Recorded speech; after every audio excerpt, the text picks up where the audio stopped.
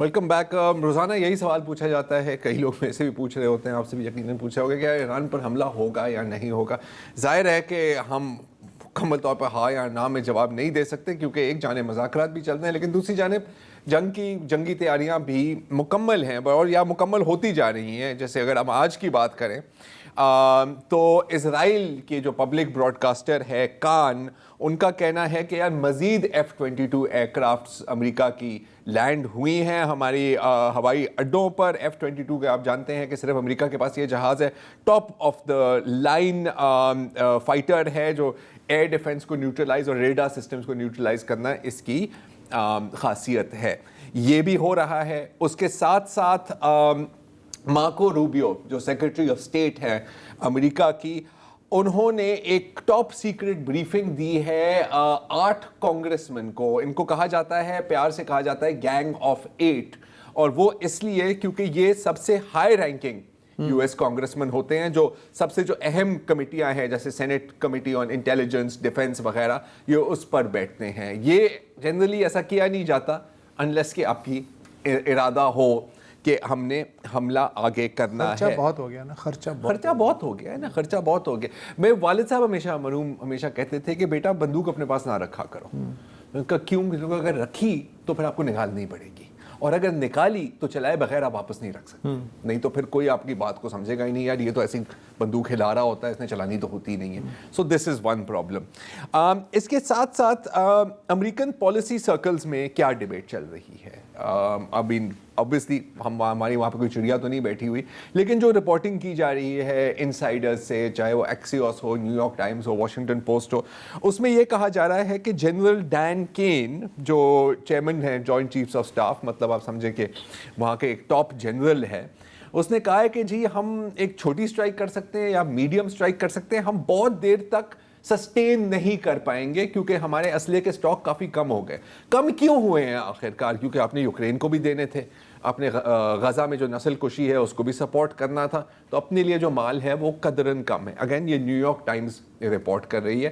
Publicly Donald Trump صاحب کہتے ہیں کہ جی جنرل کین نے کہا ہے کہ سر یوں جنگ شروع ہوگی, یوں ختم ہوگی اور ہم جیت جائیں گے, تسی ٹینشن ہی نہ لو.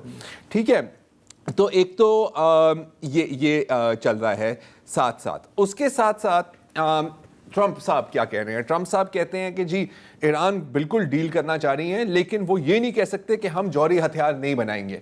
اچھا, اب ٹرمپ کو یقیناً اس بات کا پتہ ہوگا کہ جو پچھلی جو ڈیل بنائی تھی ایران نے پریزیڈنٹ اوباما کے ساتھ 2015 میں, جی اس کا اگر آپ پہلے 2 پیراگراف پڑھیں تو اس میں لکھا ہوا ہے کہ جی ہمارا کوئی ارادہ نہیں ہے جوہری ہتھیار بنانے کا.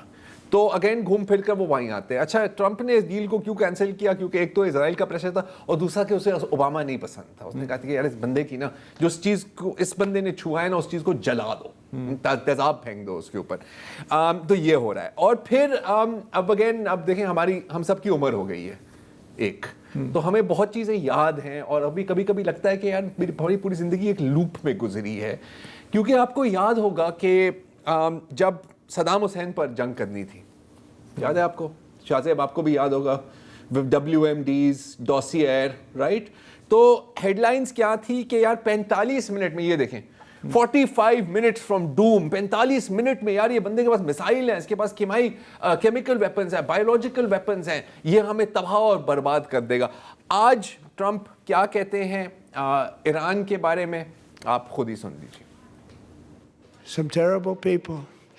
They've already developed missiles that can threaten Europe and our bases overseas, and they're working to build missiles that will soon reach the United States of America. لیکن اس نے تو پچھلے سال جون میں سارا ایٹمی پروگرام تباہ و برباد جی تباہ و برباد کر دیا تھا. وہ جون کی بات ہے یار. اچھا, وہ جون کی بات ہے. 9 مہینے میں پورا کھڑا ہو گیا سر, 24 گھنٹے میں پورا کھڑا ہو جاتا ہے ان کا.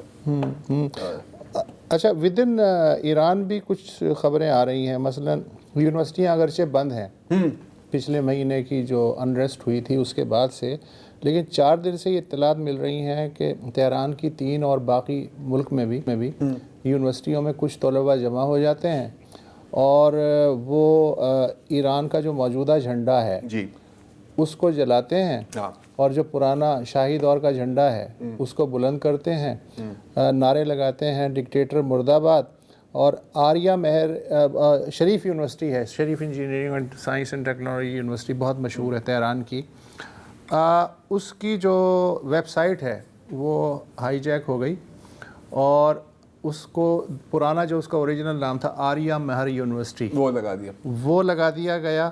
اور ایرانی جو ہیں ایڈمنسٹریشن وہ یہ کہہ رہی ہے کہ آپ کی تکلیف جینون ہے، اس لیے کہ پچھلے مہینے جو کچھ ہوا ہے ہم آپ کا دکھ سمجھ سکتے ہیں، لیکن یہ جو آپ جھنڈے ونڈے جلا رہے ہیں نا، یہ آپ ریڈ لائن کراس کر رہے ہیں. کراس تو کر رہے ہیں یار. اچھا یہ انہوں نے یہ رضا پہلوی کے حق میں نعرے بھی بلند.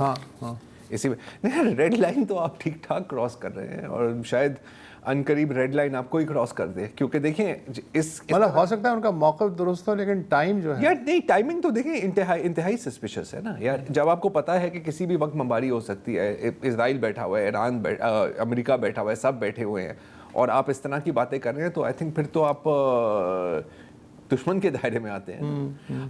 اور ہاں اس کی ہم نے بات کی تو اچھا یقیناً یہ ایک اتفاق نہیں ہے کہ ابھی حال میں ہی شاید کل یا پرسوں کی بات ہے کہ CIA سینٹرل انٹیلیجنس ایجنسی امریکہ کی، انہوں نے فارسی میں ویڈیوز اپلوڈ کرنا شروع کر دیا ہے، جس میں وہ کہہ رہے ہیں کہ جی اگر آپ ہمارے سے رابطہ کرنا چاہیں ہم آپ کی کافی مدد کر سکتے ہیں، بڑے کام کے لوگ ہیں.